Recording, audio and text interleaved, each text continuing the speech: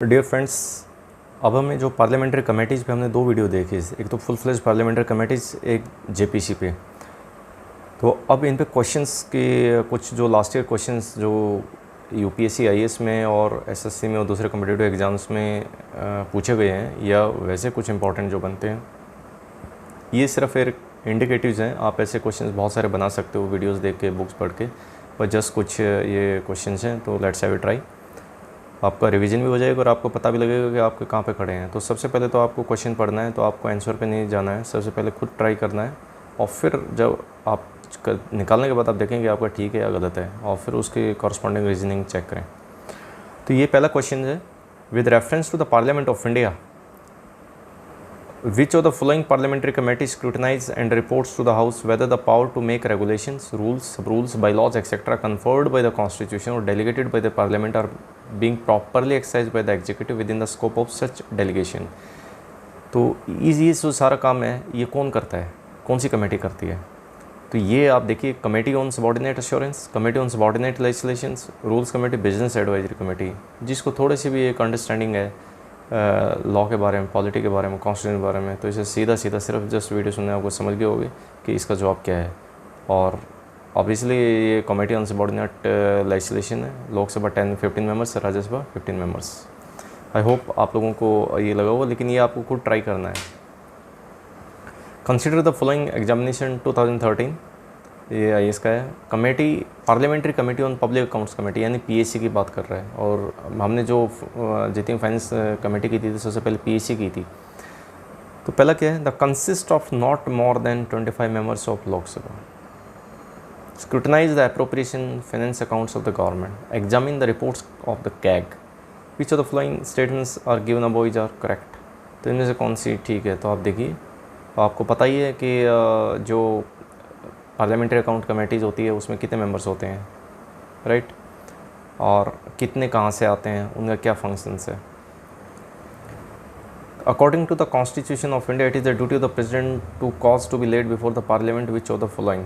देखिए, इसमें कौन सी जो आपकी ये चार रिपोर्ट्स हैं, recommendation union finance commission, report of the PAC यानी public accounts committee, report of the CAG, report of the NCSC. तो प्रेसिडेंट जो हैं किसकी रिपोर्ट को पार्लियामेंट में कॉज करते हैं लेट डाउन के लिए? तो आपको पता होना चाहिए, पब्लिक अकाउंट्स कमेटी की नहीं करते हैं, पब्लिक अकाउंट्स कमेटी खुद ही करती है, जो उसके चेयरमैन होते हैं उसको। विच of the following statements which among दम इज़ नॉट ट्रू। तो यहाँ पे गलती होती है कि हम सोचते हैं ठीक है, ये हमने वो बताना है कि जो विच इज़ नॉट ट्रू, जो गलत है। तो standing committees are the permanent committees that are constitute on regular basis. Okay, standing committees आपको पता है।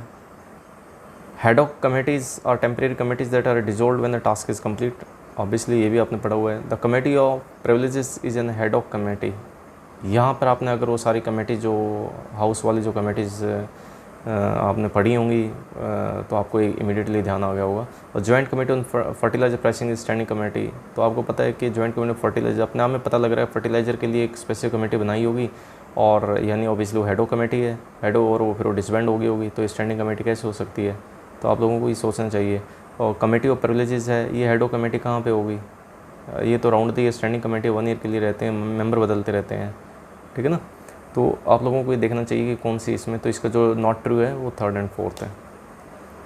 Which among the following is not true about the public accounts committee. तो public accounts committee सबसे important committee, बार बार ज़्यादा question इसी पे आते हैं। ऑब्वियसली ये आपके 1919 वाले जो एक्ट के तहत बनी थी 1921 में, और आपका जो इसका जो कैग की रिपोर्ट आती है उसका ये ऑडिट करती है। और इसमें जो 15 लोकसभा के और 7 राज्यसभा के 22 मेंबर होते हैं, आपको पता ही है। टर्म ऑफ सभी कमेटीज़ का 1 ईयर ही होता है, तो बिल्कुल सारे ठीक हैं इसके। जब मैं बोल रहा हूँ तो आपको मेरे बोलने से पहले स्लाइड देखते ही रोक देनी है, वीडियो पॉज करनी है, और वीडियो पॉज करके खुद करना और फिर मेरे को सुनना है या ये ट्राई करना है। विच of the following is not true about the estimate committee.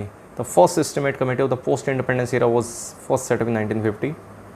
ये बतानी है हमने नॉट ट्रू, ये ध्यान रखना है। The estimate committee has a right to question the policies approved by the parliament. It consist of the members that are both from Lok Sabha Rajya Sabha. Chairman of the estimate committee is always from the opposition party. तो आपने सोच देख लिया, पढ़ लिया, अब आप खुद ट्राई करें। अब मैं बता रहा हूँ कि देखिए, ये जो आपकी एस्टिमेट कमेटीज़ होती हैं इसमें सिर्फ और सिर्फ आपके लोकसभा के 30 मेंबर्स होते हैं। सबसे बड़ी बॉडी यही होती है। राज्यसभा का कोई इसमें एमपी नहीं होता है। और जो चेयरमैन होता है वो भी इसका रूलिंग पार्टी का ही होता है। और दूसरा जो सिर्फ आपकी ये एग्जीक्यूशन पे क्वेश्चन उठा सकती है, पॉलिसी पे सच जो पार्लियामेंट ने अप्रूव कर दी उस पर क्वेश्चन नहीं उठा सकती estimate committee. Consider the following statements about the committee on which the government assurance which of the following is not true. आपने पता है कि कमेटी ऑन गवर्नमेंट एश्योरेंस भी होती है, ठीक है, और उसमें it was constituted in 1953। Yes, its main function is to examine assurance undertaken given by the ministers on the floor of the house, the report back on the status of these assurance and promises। इसमें आपको पता है कि floor पे आपके जो concern minister होता है वो अश्योरेंस देता है।